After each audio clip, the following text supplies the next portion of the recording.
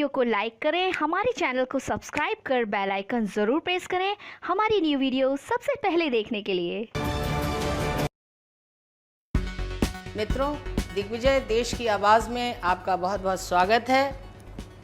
आज मैं हूँ Atal Bihari Vajpayee institute of medical sciences doctor Ram Manohar Lohia hospital के डीन साहब प्रोफेसर डॉक्टर राजीव सूद जी के साथ, जो एचओडी हैं और यूरोलॉजी के सर्जन भी हैं, जिन्हें अनेक अवार्ड्स मिले हैं, जिनमें लाइफ टाइम अचीवमेंट अवार्ड डीएमएसए, आईएमएसए और कैंसर पर उन्हें अवार्ड मिला है टाटा से, क्योंकि वो कैंसर पे भी बहुत काम कर रहे हैं।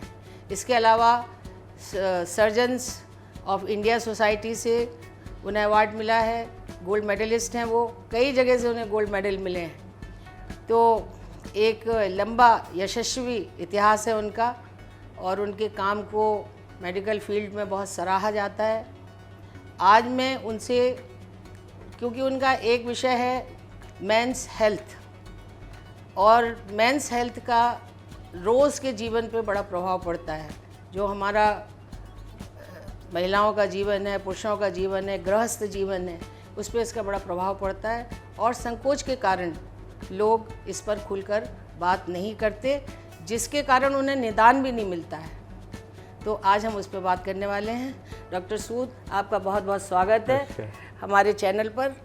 डॉक्टर साहब, ये डिसफंक्शन क्या होता है?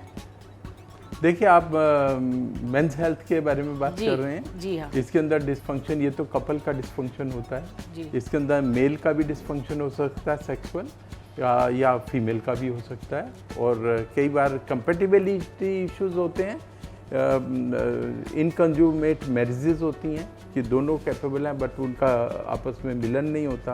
तो ये कई तरह के डिसफंक्शन होते हैं, या फिर कुछ शेप में, एनाटॉमी में डिसफंक्शन हो सकते हैं, और उसके अंदर टेढ़ापन आना लिंग का, या फिर शीघ्र पतन वगैरह, जो ये सारी बीमारियां हैं, इस तरह की एक अलग कैटेगरी है, वो भी डिसफंक्शन हो सकते हैं। या कोई नोड्यूल बन जाना, गिल्टी बन जाना, ये भी डिसफंक्शन होता है। तो ये जो डिसफंक्शन आप बात कर रहे हैं, वो तो ये सब होते ही हैं।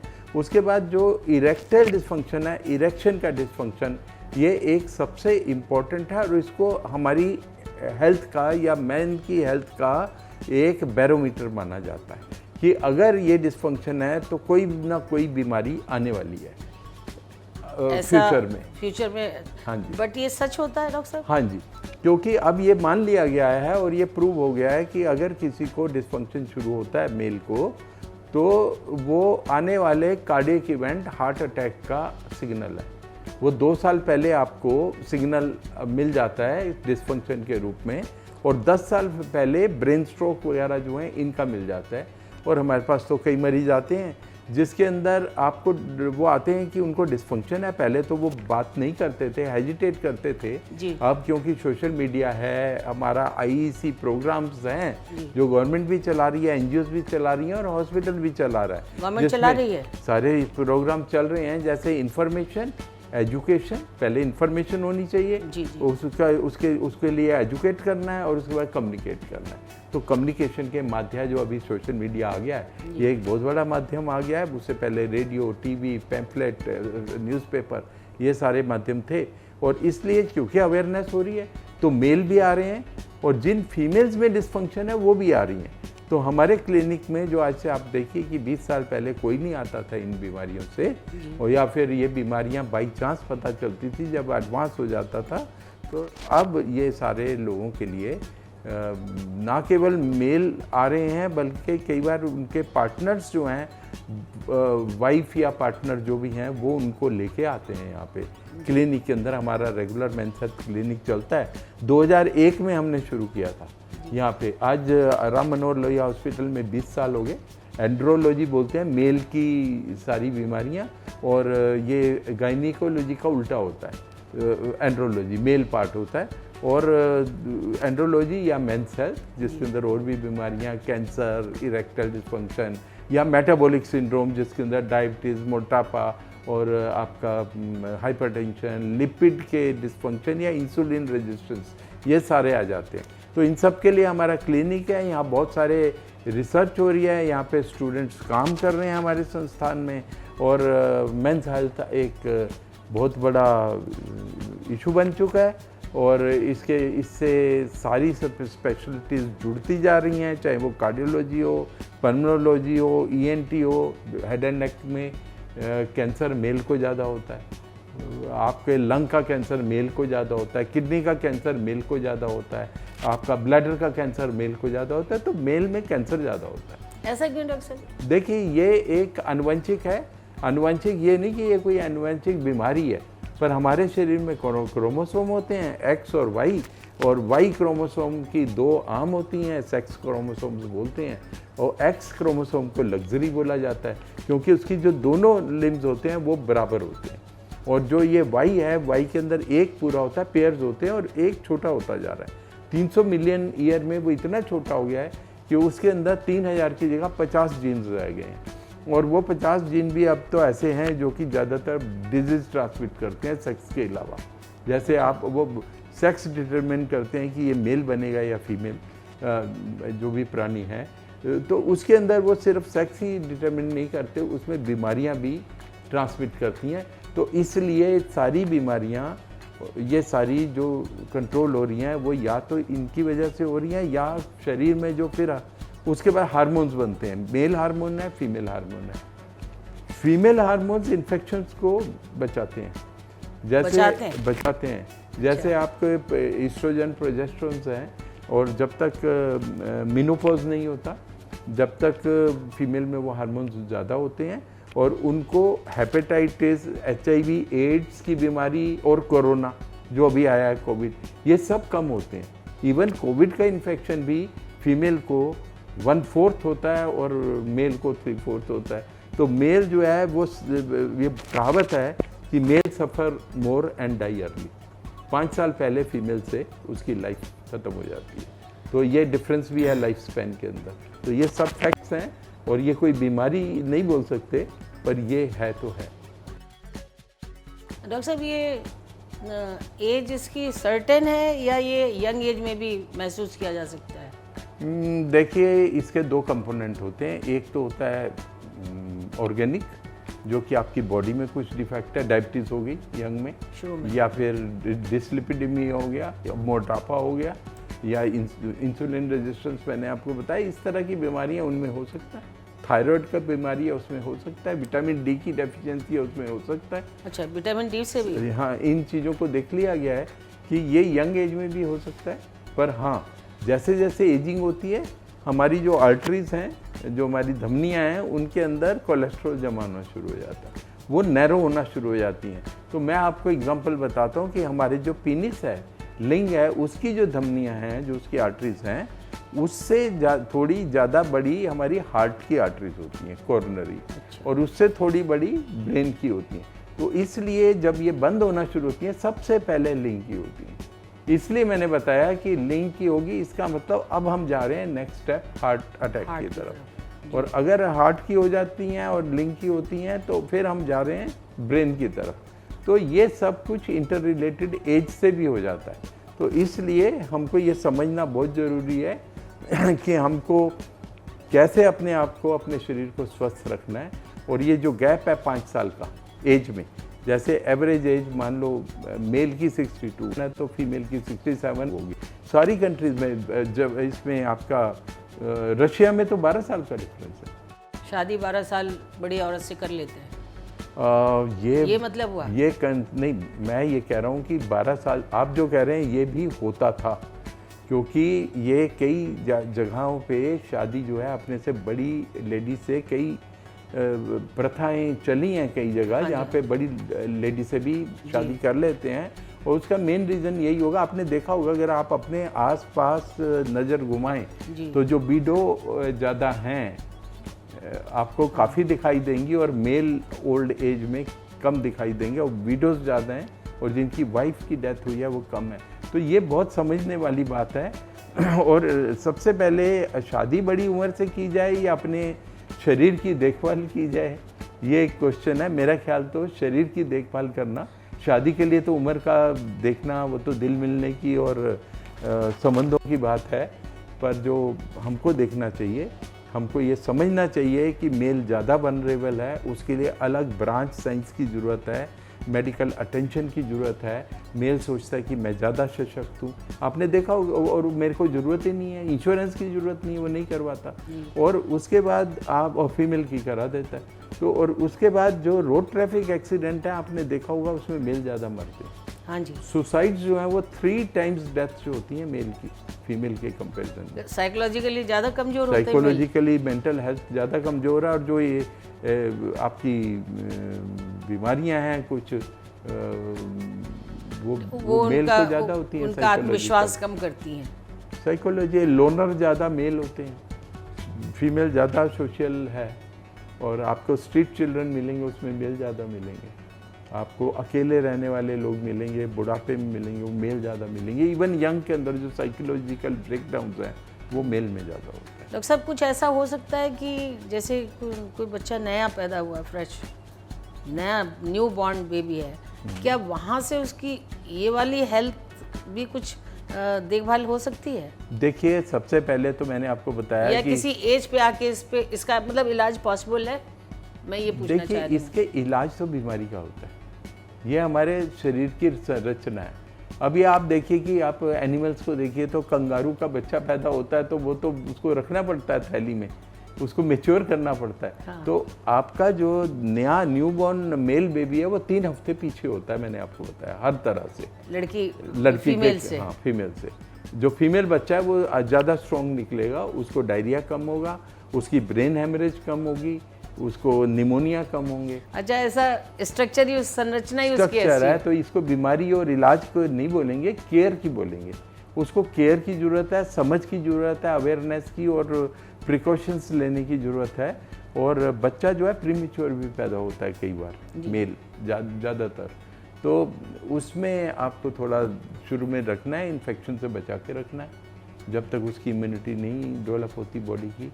और उसको डेंजरस ऑक्यूपेशंस में तो जाएगा बच्चा। आप भी अगर पंखा उतारना है छत से और कोई नहीं है तो आप अपनी बेटी को नहीं बोलेंगे, आप बेटे को बोलेंगे इसको ज़रा उतारो।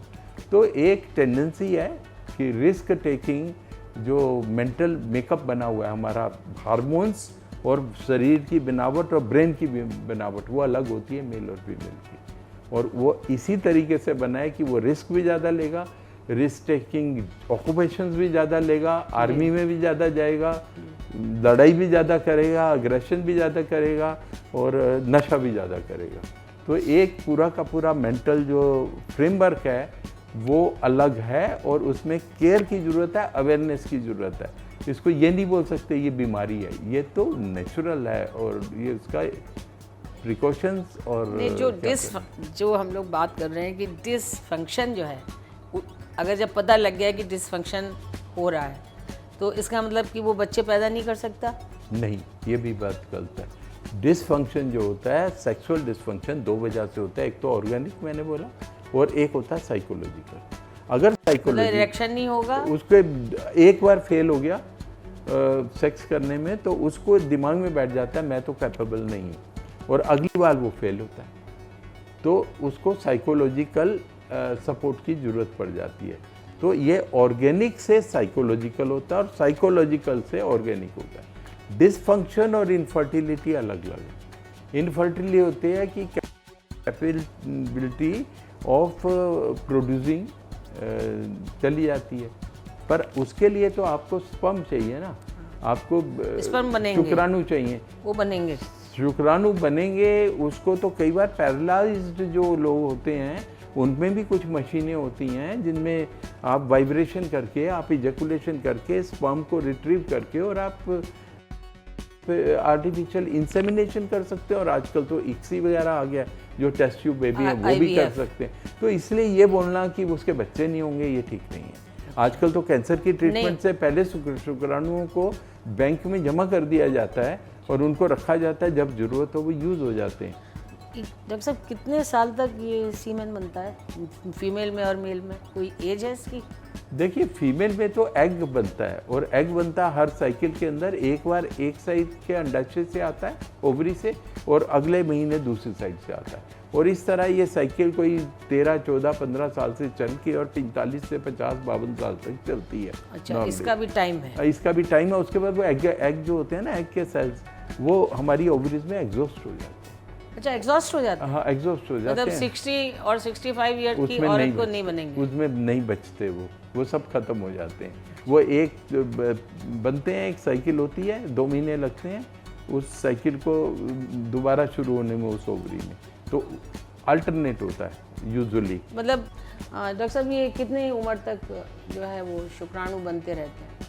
देखिए फीमेल में जैसे मैंने बताया मेनोपॉज के साथ ये ख़त्म हो जाता है बनना, और ओकेशनल कोई एक आध रह गया हो एग तो वो बनता है। पर मेल के अंदर 80 साल 90 साल तक भी शुक्राणु बन सकते हैं। 80-90 साल तक बन सकते हैं, और ये ज़रूरी नहीं है। देखिए इसकी 3 चीज़ें हैं। एक तो है शुक्राणुओं का बनना जो टेस्टिकल्स में बनते हैं, और अंदर एपिडिडमिस और कुछ एरिया जहाँ स्टोर होते हैं, और उसके बाद उनका निकलना बाहर, इजैकुलेशन बोलते हैं। तो इनकी अलग अलग बीमारियां, अगर अंडे नहीं बन, अगर ये शुक्राणु नहीं बन रहे तो उसको इनफर्टिलिटी बोलते हैं। और इनफर्टिलिटी जो होती है वो इससे भी हो सकती है, ब्लॉकेज होगी इस रास्ते। अच्छा, ब्लॉकेज हो सकती है? ब्लॉकेज होती है, टीबी से हो जाती है, या कोई और कंजेनाइटल होती है पैदा होने पे। और तीसरी बात यह है कि वो शुक्राणु का डिसफंक्शन होता है। कुछ डेड होते हैं, कुछ की मॉर्फोलॉजी खराब होती है, शेप, और कुछ का फंक्शन, फास्ट मूवमेंट वगैरह खराब होती है। और कुछ बीमारियां होती है जिसमें अंडे से उनका मिलन नहीं हो पाता। और एक होता है कि अनकंज्यूमेट मैरिज होती है, मैरिज हुई है पर वो कभी उनको पता ही नहीं, या तो मिलना कैसे है, या उनको कुछ हेजिटेशन होता है, या फीमेल को लगता है मेरे को पेन ना हो जाए, या कोई पुरानी डर होता है जिसकी वजह से वो नहीं मिलते, तो इसको अनकंज्यूमेट मैरिज बोलते हैं। इसका भी हम इलाज करते हैं। और अगर वो ये सब दोनों फंक्शंस ठीक हैं और इनफर्टिलिटी हो रही है तो हम टेस्ट ट्यूब बेबी या और जो आर्टिफिशियल इंसेमिनेशन है इनसे काम चेक करते हैं। और अगर शुक्राणु बन ही नहीं रहे तो हम स्पर्म डोनेशन और या फिर एम्ब्रियो भी होते हैं डोनेट, बच्चा जो बनता है उसको आपस में फर्टिलाइज करके एम्ब्रियो डोनेशंस भी होती हैं। और सरोगेसी, एडॉप्शन, कई तरह के सॉल्यूशन हैं लाइफ में जिससे कपल की लाइफ अच्छी बीते। यानी अब वो सारे इस समय मेडिकली हम लोग इतने सशक्त हैं कि जिस फंक्शन की वजह से कोई परिवार ना टूटे इसकी उम्मीद की जा सकती है। हमारे क्लिनिक में बहुत सारे लोग ऐसे आते हैं जो कि काफ़ी दुखी होते हैं, और या उनको अवेयरनेस नहीं होती, नासमझी होती है, और इलाज का नहीं पता होता, और वो लोगों को प्रेगनेंसी हुई है और वो अच्छे परिवार बिता रहे हैं। मेरे को तो याद आ रहा है कि जब हमने किसी को ट्रीट किया था 20 साल पहले अपने क्लिनिक के अंदर, उसके तो आगे बच्चे के भी बच्चे हो गए हैं। तो इस तरह से परिवार बन जाते हैं, वो समझ की ज़रूरत है। और आपस में जो उनका सोशलाइजेशन है पूरी सोसाइटी के अंदर वो बेटर हो जाता है, और मेंटल हेल्थ इम्प्रूव होती है। कपल सेटिस्फेक्शन से ही हमारे परिवार चलते हैं। जी डॉक्टर साहब, एक लास्ट क्वेश्चन कि जो जगह जगह लिखा रहता है कि ये वो फलाने डॉक्टर सेक्सोलॉजिस्ट दरियागंज में मिले, हमसे मिले, इसके बारे में आप क्या कहना चाहेंगे? कि देखिए इन्हीं को बोलते हैं कमजोरी, लोगों की कमजोरी को कैश करते हैं। हाँ, या ये क्या है इनका? ये इनकैश करते हैं। और ये लोग, मैंने बताया कि जो साइकोलॉजी जो होती है, जो कंपोनेंट है इसमें इम्पोर्टेंस में, इरेक्टल डिसफंक्शन में, उसको एनकैश करते हैं। और ये लोग अपने काउंसलिंग, अब बोल सकते हैं एक तरह से काउंसलिंग करते हैं कि जो लोग साइकोलॉजिकली होते हैं डिस्टर्ब, या कोई विभूति दे दी किसी ने, उस विभूति में दवाई भी पीस के डाल दी। तो इस तरह देखा गया। अमेरिका में एक स्टडी हुई। अच्छा। और उसके अंदर आयुर्वेदिक मेडिसिन, जो आयुर्वेदिक तो नहीं बोलते वहाँ फाइटोथेरेपी बोलते हैं, तो उस तरह के जो प्रोडक्ट्स बाज़ार से उठाए गए, ओवर द काउंटर बोलते हैं उनको, और उसमें ये देखा गया कि 10 में से 8 प्रोडक्ट में मॉडर्न मेडिसिन डाली हुई थी। तो ये डेंजरस है। इससे आपको कई बार हार्ट अटैक्स और दूसरी तरह की बीमारियां बढ़ सकती हैं। तो इस तरह से बहुत केयरफुली जानना चाहिए, ये जो स्लोगन्स हैं इन पे नहीं जाना चाहिए। और इस साइंस को ये यूरोलॉजिस्ट के पास है और इसकी अथॉरिटी यूरोलॉजिस्ट, साइकेट्रिस्ट और एंडोक्राइनोलॉजिस्ट के पास है। ये सारे डॉक्टर्स के पास भी अथॉरिटी कुछ दवाइयों की नहीं दी गई है, तो ये समझना चाहिए। और इस ब्रांच को एंड्रोलॉजी या मेंस हेल्थ बोलते हैं। तो एंड्रोलॉजी, एंड्रो मीन्स मेल, तो उसकी जो साइंस है और उसकी जो मेडिसिन है वो स्पेशलिस्ट डॉक्टर के पास जाना चाहिए, जो दावे करते हैं नीम हकीम है, ख़ानदानी शफाखाना है, इन सब से बचना चाहिए। Thank you. मित्रों, ये हैं प्रोफेसर डॉक्टर राजीव सूद, डीन, और इन्हें कई वर्षों का, 3-4 दशकों का इनको अनुभव है और आपकी ज्ञानवर्धन के लिए हमने इनका समय मांगा है। ये बहुत बिज़ी रहते हैं, अभी कोरोना में बहुत बिज़ी हैं। इनसे हम रिक्वेस्ट करेंगे कि आपके और भी बहुत से ऐसे सवाल जो संकोच की वजह से आप किसी से कह नहीं पाते, पूछ नहीं पाते, उसका जवाब डॉक्टर सूद आपको ज़रूर देंगे। आप हमें ईमेल के द्वारा, फ़ोन के द्वारा अपने प्रश्नों को भेज सकते हैं। आज के लिए बस इतना ही। कैमरामैन सुनील गौतम के साथ मधु श्रीवास्तव का नमस्कार। डॉक्टर साहब नमस्कार।